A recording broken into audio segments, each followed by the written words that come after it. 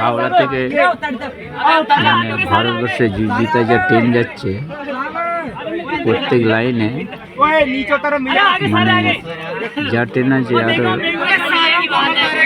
একটা করে ট্রেন বাড়ানো উচিত, কি দুটো করে ট্রেন বাড়ানো। যাত্রীদের প্রচুর সমস্যা, গরুর মতন ঠেলে ঠুলে যাচ্ছে। সরকারকে এটা লক্ষ্য রাখা অবশ্যই উচিত।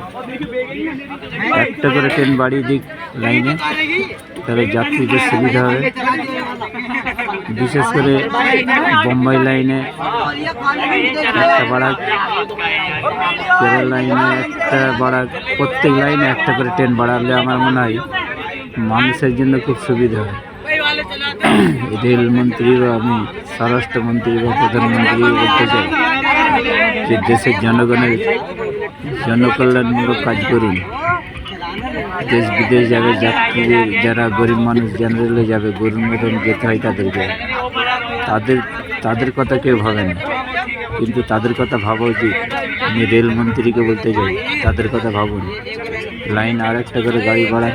হাওড়া থেকে যেইখানে যাচ্ছে, দিল্লি, মুম্বাই, মাদ্রাজ, জিতে যা আছে, হাওড়া থেকে যেইখানে যত ট্রেন যাচ্ছে মেল ট্রেনে একটা করে গাড়ি বাড়ানো উচিত। কারণ মানুষের প্রচুর কষ্ট হয়।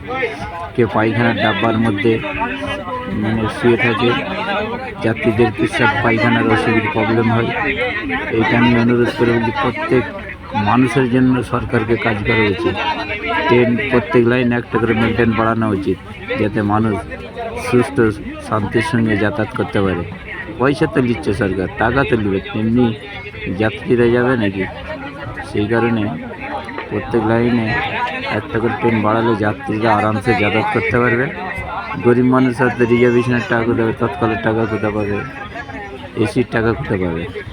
আমার মনে হয় আরও ট্রেন নাও যদি বাড়ে, আরও দুটো কি তিনটে করে জেনারেল বগি বাড়ানোও দরকার আছে, এটা আমি মনে করি।